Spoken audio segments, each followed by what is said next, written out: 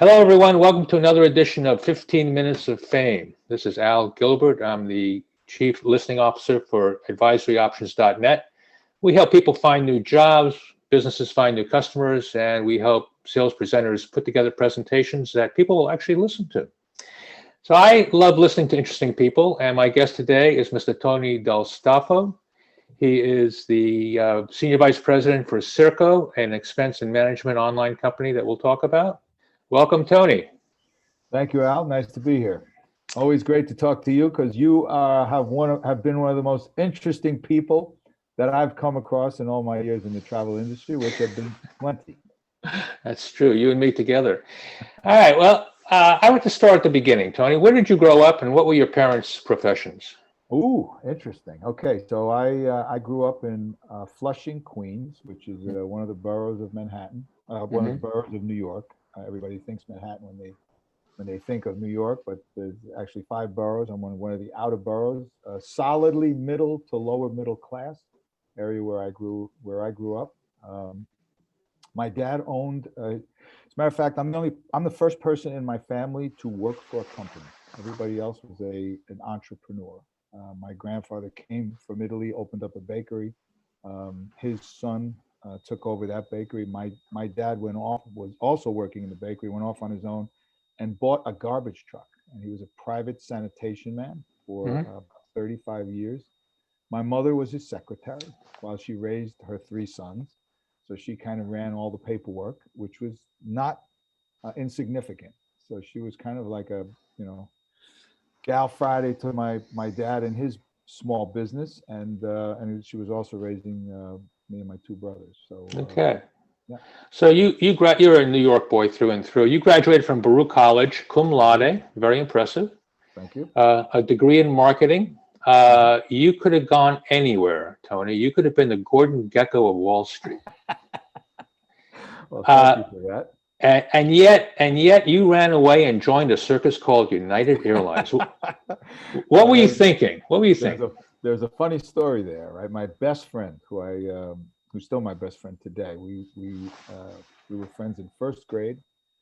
He was coming out of the Navy, and I was a senior at Baruch, and I had a car. He didn't, and he said, "Hey, I hear the airlines are hiring, so I want to, can you drive me around to Kennedy Airport to get applications?" And so I did.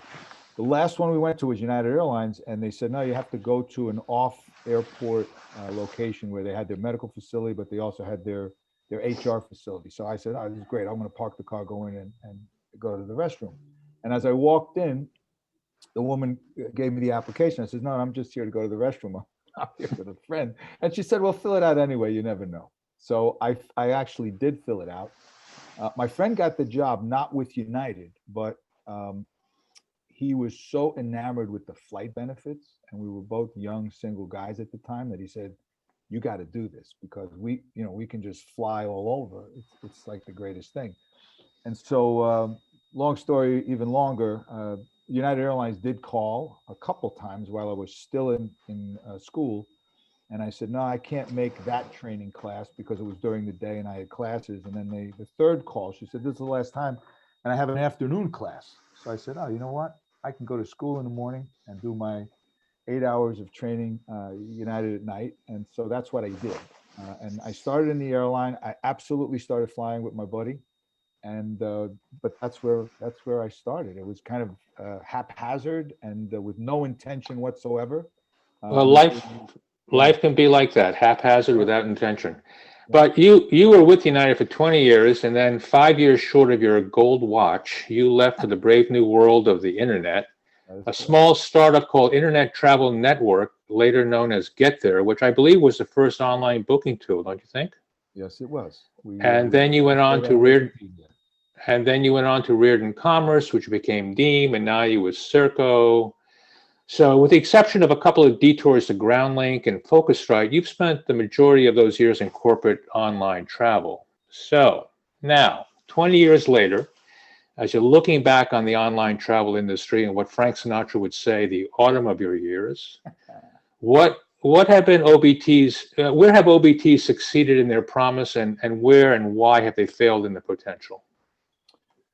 Yeah, so I think we've succeeded in creating the whole concept of self-serve booking, right? You know, online booking, right? So when we originally started doing this, you know, it was people would say, wow, why would I do this?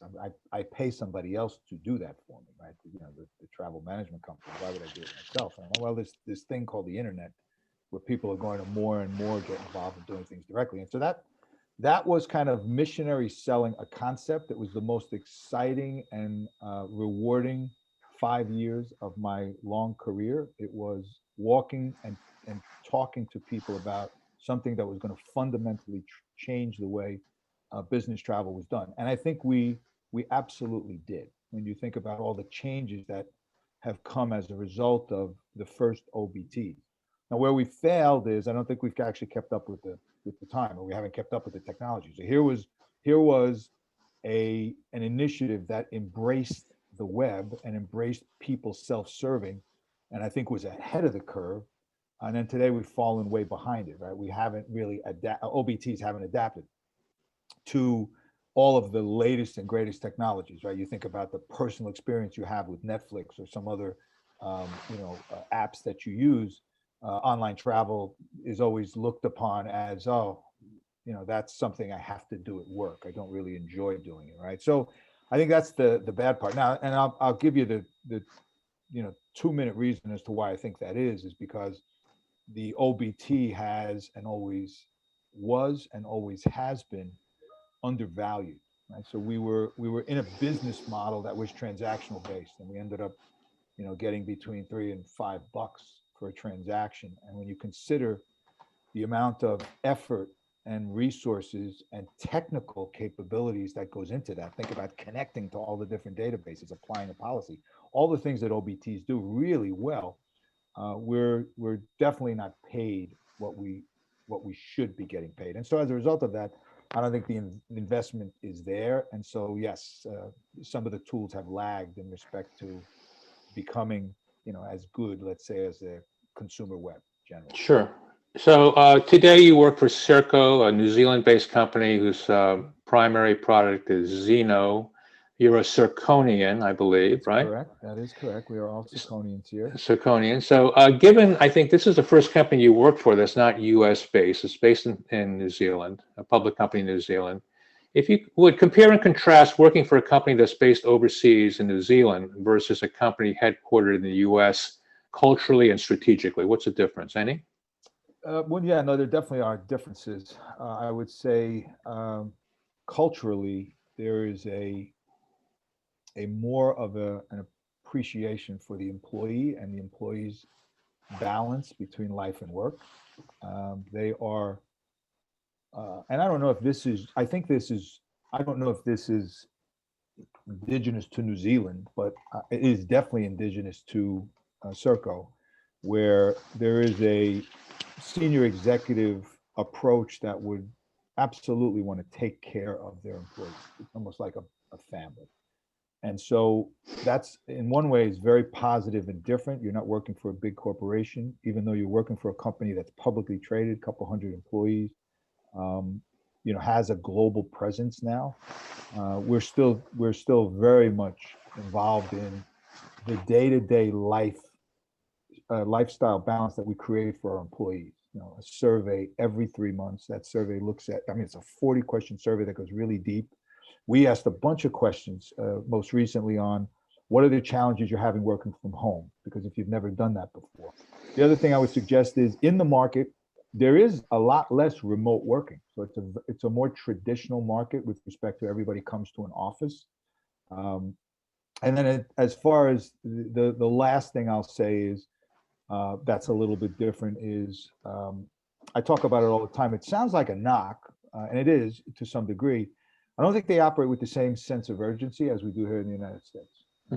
Absolutely believe in shutting down over the holiday and taking time off and making sure that their people get their vacation time and spend time with their families. And I think we've lost sight of that a little bit in the US. We kind of work all the time and we don't balance things out as well. So in one way, I call it lacking a sense of urgency, but in the other way, it's kind of appreciating beyond work. Right? Yeah, I agree with you. I agree with you. So in this COVID pandemic economy, all the major TMCs, travel management companies, have cut back staffing drastically since the pandemic began. When business travel returns next year, I'm not sure that there'll be enough travel agents to support staff to answer the phone. So, do you think the online booking tools will capture even more of the travel market when it comes back? Yes, and I also think, and I can tell you, we're betting on this, that some of the traditional agent-heavy resource functions we're going to try to automate. So as an example, we've got a pretty big initiative to be able to calculate a complex international trip, right? And that was something that was typically not done online. And so, and because of the fact that, oh, you couldn't process the fare, or, it's complex, you added a bunch of different rules. There is a bunch of different things that artificial intelligence, I think, can help for. So trip interruption is another example where if you can automate certain elements of that, and you can engage with a chat functionality an intelligent chat functionality powered primarily by a bot, that you can probably reduce the need for an agent. I don't think you'll ever eliminate the need for an agent, but I think we're considering the fact that there will be less of them, and where can we as a technology company introduce enhancements to our technology that heretofore would have been done by an agent. So let me ask you this: Will the product like Serko become so personalized with the artificial intelligence? Will it become so personalized that an executive assistant to the C-level won't have to insist on a VIP desk? I hope so. I think there's some of that. You're seeing some of that today. So small little things like the assistant, the personal assistant to the admin, let's say the admin assistant, can actually use our mobile app as proxy for someone else. That never happened. You had to go into the mobile app yourself. So if you were a traveler who never booked their own trips, you had an admin doing it. There was kind of a breakdown between, could we get that person to use their mobile app? And if we're going to enhance the flight disruption functionality, we'll primarily do it through mobile. So it's important for you to close those gaps, either enable the mobile app to be in the hands of the admin, or allow the flight disruption, or just create a better use case for the person who doesn't typically book their own stuff. So yes, I think we're investing heavily in technology that will enable us to close additional gaps that require an agent, that have historically required agent intervention. And then the other part about getting personal, we are early days on some of this stuff. We recognize where you're starting from, your home airport. We capture every hotel you've ever booked. And if you going back to the same location, we'll remind you where you stayed. Well, that reminds me of my wish list here. So I'd like to see Xeno married to Alexa. So I would say to Alexa, book me a trip to New York, get me 2 theater tickets, a French restaurant, use my mileage points. Is that possible in my lifetime? Yes, it will absolutely. It is absolutely possible. It will absolutely be possible in your lifetime. So there's a couple of things there. First, we have an in-house home built app or bot, a booking bot, right? That we've now put a voice activation overlay over. So instead of typing in to say, I'm going to Chicago next week, you can say, I'm going to Chicago next week, and a virtual person responds back to you, right? So it's a voice activated interface that is leveraging the same Xeno platform that anybody would use. You'd use it on your desktop, the bot will use it, the voice activation would use it. Now, as to the second question, yes, we have a marketplace, and we've had it for a couple years. When we built Xeno, we built it with the concept that it would become a broader marketplace. We started with logically adjacent extensions to the traditional travel elements, and we started in our local market. So as an example, we can, and this is not new. I mean, this is some of the stuff that we did at Reardon Commerce back in the day. But today, I think technology is enabling it to work much better because of APIs. but you can now book your airport transfer in Xeno. You can, if you're driving to the airport, you can park your car at an airport location in New Zealand or Australia, New Zealand. So Okay, so Tony, I want to keep this. I said it was 15 minutes of fame, but so I want you to. I want. This is a personalized experience. I want to get personal with you. Okay. Mhm. All right. I want you to explain why Xeno is a superior online booking product. But here's the trick. Yep. You can't quote your usual brochure talk sales pitch. Pretend that your beautiful significant other, Deanne, is going on a business trip. And you say to her, Deanne, darling, the reason you want to book this trip on Xeno is because it will inherently know who you are, and it will recommend services to you with the suppliers of your choice, and in accordance with our policy, which is if I'm paying, you're not going to stay at a 5-star hotel, which is usually her initial request, right? So I would say it is because of some of the personal attributes that we're already pulling in that are informed by policy and what you've done in the past. So yeah, she doesn't have to go through a big broad search. What Xeno will do is make a recommendation to her. Here's 9 options based on what you've told me and what you've done in the past. And we'll do that for air, car, and hotel. So that's the first part of it. I mean, we try to make it personal. Okay, so that's good, so, Tony. I was really kind of hoping for the Rodney Dangerfield close, which is the end, darling. The reason you want to use Xeno to book this trip is because the experience is better than sex, at least with me. I tell you, no respect at all.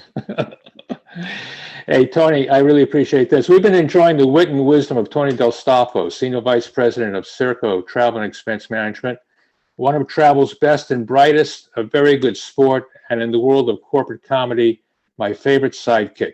Tony, have a happy and safe Thanksgiving, all right? Thank you, Al. It's been a pleasure. You do the same. See you again.